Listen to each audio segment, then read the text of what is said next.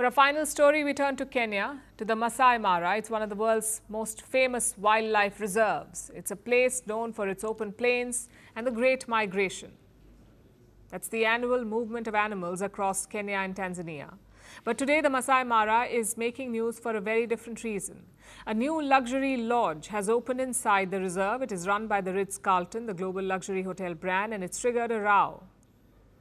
The location of the hotel has caused a legal fight. A court case in Kenya says the lodge sits on a migration route. It wants the property to be demolished.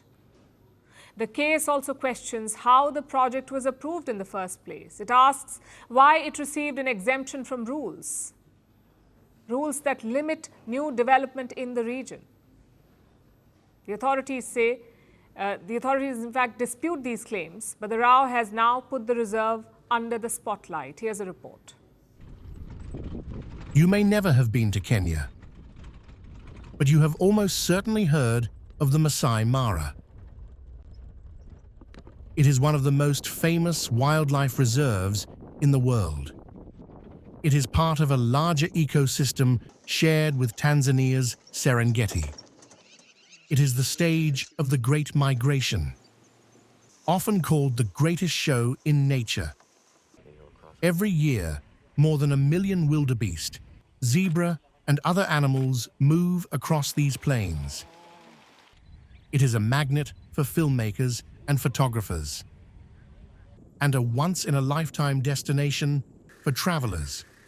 But today, the Maasai Mara is facing a new controversy. And at the center of it is a new Ritz Carlton Safari Lodge. It has opened on the banks of the Sand River. It has 20 luxury tents and peak season rates that can exceed $3,500 per person per night. On paper, it promises high-end tourism in the heart of the migration. But that same promise has triggered resistance, because community groups say the true cost of this development may be far higher. And that concern has now reached the courts.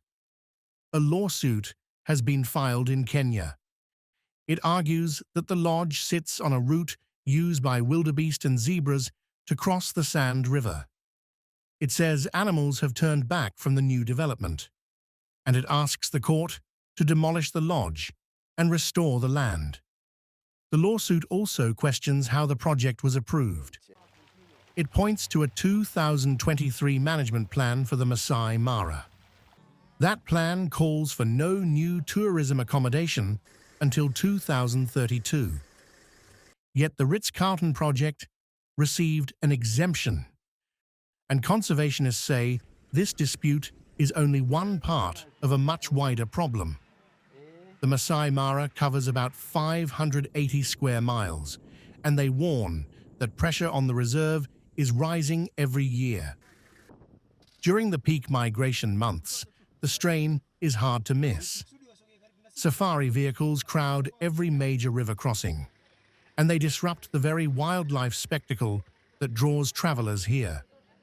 Researchers say the number of camps and lodges in the Maasai Mara has surged. They list a rise from 95 in 2012 to 175 last year. Many of them sit along rivers, and riverbanks are the places where migrating herds try to cross. But the developers and the authorities reject that criticism. They say the Ritz-Carlton Lodge is not inside a core migration route. They cite an environmental audit, saying the nearest major wildebeest crossing is several miles away.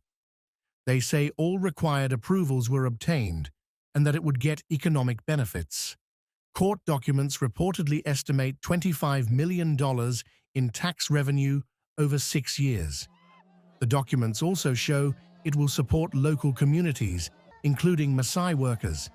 And that is what makes this dispute so complex. Kenya depends on tourism. It needs investment, it wants high-value visitors, and global brands help drive that demand. But Kenya also needs the migration to survive. It needs open corridors for wildlife and the ecosystem to stay healthy. It also needs the Maasai people to feel protected on their ancestral land. So, two priorities, both essential. Both are competing for the same space. A court will reportedly hear the case in December. Its ruling will decide the fate of one lodge. But the larger question remains. What kind of Maasai Mara will Kenya allow in the years ahead? I was a revolutionary. I became a ruler. I claimed to protect my people. I terrorized them instead. I built palaces. I started wars. I lost everything. Some called me a defender of Arab pride. History remembers me as a dictator. Who am I?